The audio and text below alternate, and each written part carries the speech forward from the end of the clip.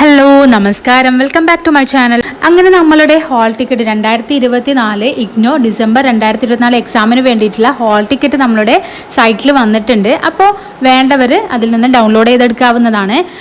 അപ്പോൾ ഈ ഒരു ഹോൾ ടിക്കറ്റ് വന്നതിൽ പിന്നെ കുറേ കുട്ടികൾ നമ്മളുടെ മെസ്സേജ് ചെയ്യുന്നതാണ്, നമ്മളുടെ എക്സാം സെൻറ്റർ ചേഞ്ച് ചെയ്യാൻ പറ്റുമോ എന്നുള്ളത്.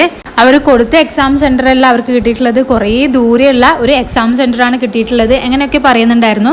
അപ്പോൾ നമ്മളുടെ ഇഗ്നോയുടെ നമ്മളുടെ എക്സാമിന് രജിസ്റ്റർ ചെയ്യുമ്പോൾ തന്നെ നമുക്ക് നോട്ടിഫിക്കേഷൻ അല്ലെങ്കിൽ ഇമ്പോർട്ടൻറ്റ് നോട്ടായിട്ട് വന്നിട്ടുണ്ടായിരുന്നു ഈ ഒരു കാര്യം. അപ്പോൾ ഇതാണ് നമ്മളുടെ ഇമ്പോർട്ടൻറ്റ് നോട്ടായിട്ട് തന്നിട്ടുള്ളത്. അപ്പോൾ ഇതിൻ്റെ താഴെയായിട്ട് നമ്മളുടെ ഫീ പറയുന്ന സ്ഥലത്തായിട്ട് കാര്യമായിട്ട് പറയുന്നുണ്ട്, allotment of the exam centre എന്ന് പറയുന്നുണ്ട്. അവിടെ പറയുന്നുണ്ട് the university will try to give examination center opted by them. In case the sitting at the center has exhausted, student may choose the next അല്ലെങ്കിൽ centre under the jurisdiction of the same regional centre എന്ന് കൃത്യമായിട്ട് ഇവിടെ പറയുന്നുണ്ട്. അതായത് നമ്മൾ opt ചെയ്തിട്ടുള്ള exam form fill ചെയ്യുമ്പോൾ കൊടുത്തിട്ടുള്ള എക്സാമിനേഷൻ സെൻറ്റർ അവർ പരമാവധി തരാൻ വേണ്ടി ശ്രമിക്കും. ഇനി അഥവാ അവിടെ സിറ്റിംഗ് അറേഞ്ച്മെൻറ്റ് നമുക്ക് അവിടെ പറ്റുന്നില്ല എന്നുണ്ടെങ്കിൽ നമുക്ക് നമ്മളുടെ റീജിയണൽ സെൻറ്ററിൻ്റെ കീഴിൽ തന്നെയുള്ള വേറൊരു എക്സാമിനേഷൻ സെൻറ്റർ ആയിരിക്കും അലോട്ട് ചെയ്യുക എന്നുള്ളത്. അപ്പോൾ അതുപോലെ നമുക്ക് നമ്മളുടെ എക്സാമിനേഷൻ സെൻറ്റർ കിട്ടി തീരെ നമുക്ക് അവിടെ പോയി എക്സാം എഴുതാൻ പറ്റില്ല എന്നാണെങ്കിൽ, അഥവാ നമുക്ക് മോർണിംഗ് സെഷനിലൊക്കെ ആണെങ്കിൽ നമുക്ക് ഒരുപാട് ദൂരം ഉണ്ടെങ്കിൽ പോയിട്ട് എക്സാം എഴുതുക എന്ന് പറയുന്നത് വളരെ ബുദ്ധിമുട്ടുള്ള ഒരു കാര്യമായിരിക്കും. അതുപോലെ നമ്മളുടെ ഹെൽത്ത് കണ്ടീഷനും അനുസരിച്ചായിരിക്കണം നമുക്ക് എക്സാം എഴുതാൻ പോകാൻ പറ്റുക. അപ്പോൾ ഇതുപോലെ നല്ല ഒരു കാരണങ്ങൾ ഉണ്ടെങ്കിൽ നിങ്ങൾക്ക് നിങ്ങളുടെ റീജിയണൽ സെൻറ്ററിലോട്ട് മെയിൽ ചെയ്യാവുന്നതാണ്. നിങ്ങൾക്ക് ഈ ഒരു എക്സാമിനേഷൻ സെൻറ്റർ ചേഞ്ച് ചെയ്യണം എന്നാവശ്യപ്പെട്ടുകൊണ്ട് നിങ്ങളുടെ പേര് വേണം, എൻറോൾമെൻറ്റ് നമ്പർ വേണം, പ്രോഗ്രാമിൻ്റെ കോഡ് വേണം, ഇപ്പോൾ കിട്ടിയ എക്സാമിനേഷൻ സെൻറ്ററിൻ്റെ പേരും കോഡും ഒക്കെ അതിൽ ഇൻക്ലൂഡ് ചെയ്യണം. അതുപോലെ തന്നെ ഇനി നിങ്ങൾക്ക് വേണ്ട എക്സാമിനേഷൻ സെൻറ്റർ ഏതാണോ അതിൻ്റെ കോഡും പേരും അതിൽ കൊടുക്കണം.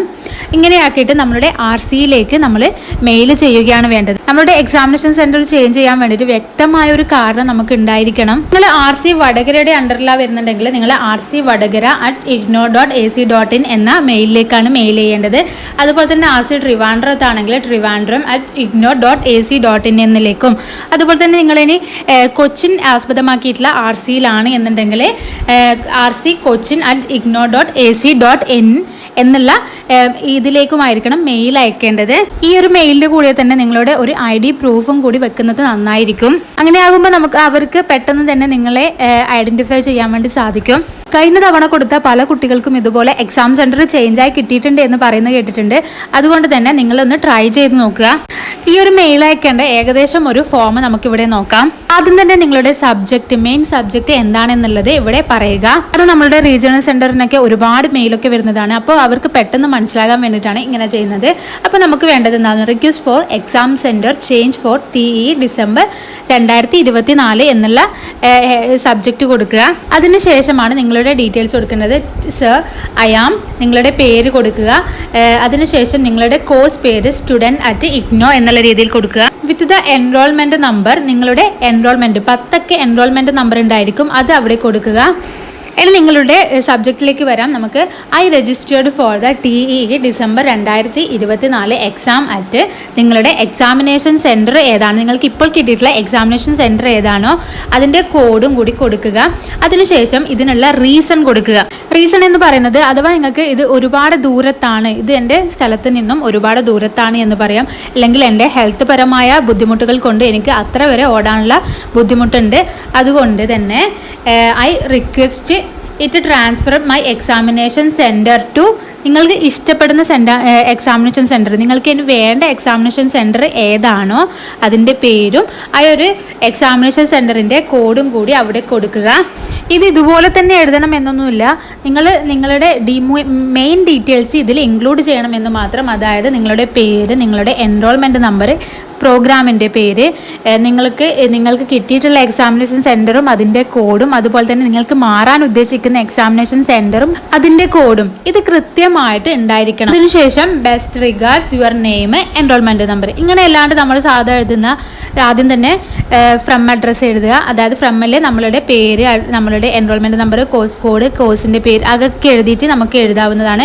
അതിനുശേഷം 2 എഴുതാൻ, അതിനുശേഷം സർ എന്ന രീതിയിൽ അങ്ങനെയും എഴുതാവുന്നതാണ്. നിങ്ങൾ എങ്ങനെ എഴുതുന്നുണ്ടെങ്കിലും അതിലുള്ള ഇൻക്ലൂഡ് ചെയ്തിട്ടുള്ള കാര്യങ്ങൾ കറക്റ്റ് ആയിരിക്കണം എന്ന് മാത്രം. നിങ്ങൾ മെയിൽ അയച്ചു, ഇനി ഈ ഒരു മെയിലിലേക്ക് തന്നെ ആയിരിക്കും അഥവാ നിങ്ങൾക്ക് എക്സാം സെൻറ്റർ ചേഞ്ച് ആയാൽ ആ ഒരു എക്സാമിനേഷൻ സെൻറ്റർ വെച്ചുകൊണ്ടുള്ള ഹാൾ ടിക്കറ്റ് മെയിലായിട്ട് വരുന്നത് നിങ്ങൾ ഇപ്പോൾ അയക്കുന്ന മെയിൽ അഡ്രസ്സിൽ തന്നെ ആയിരിക്കും. അപ്പോൾ അത് ഡൗൺലോഡ് ചെയ്തിട്ട് വേണം നിങ്ങൾ എക്സാമിന് വേണ്ടിയിട്ട് പോകാൻ വേണ്ടിയിട്ട്. അപ്പോൾ നിങ്ങളുടെ മെയിൽ എപ്പോഴും ചെക്ക് ചെയ്യുക. പിന്നെ ഒരു കാര്യം എന്താണെന്ന് വെച്ചാൽ ചില സമയങ്ങളിൽ നമ്മളുടെ എക്സാം ഡേറ്റ് ചേഞ്ച് ആവാറുണ്ട്. അപ്പോൾ അങ്ങനെ ചേഞ്ച് ആവുന്നുണ്ടെങ്കിൽ നിങ്ങൾക്ക് പിന്നെയും നിങ്ങളുടെ ഹാൾ ടിക്കറ്റ് ഡൗൺലോഡ് ചെയ്യേണ്ടി വരും.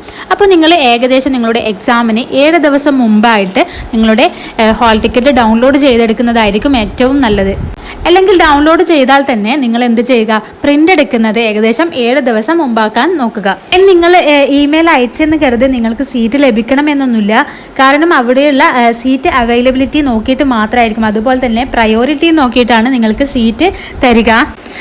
കാരണം നിങ്ങളെപ്പോലെ തന്നെ ഒരുപാട് പേര് ഈ ഒരു എക്സാമിനേഷൻ സെൻറ്റർ ചേഞ്ച് ആവാൻ വേണ്ടി കൊടുത്തിട്ടുണ്ടാകും. അപ്പോൾ അതൊക്കെ അനുസരിച്ചായിരിക്കും നിങ്ങളുടെ സെൻറ്റർ വരിക. അപ്പോൾ എല്ലാവർക്കും വീഡിയോ യൂസ്ഫുൾ ആയെന്ന് കരുതുന്നു. യൂസ്ഫുൾ ആയെങ്കിൽ please subscribe to my channel and thank U.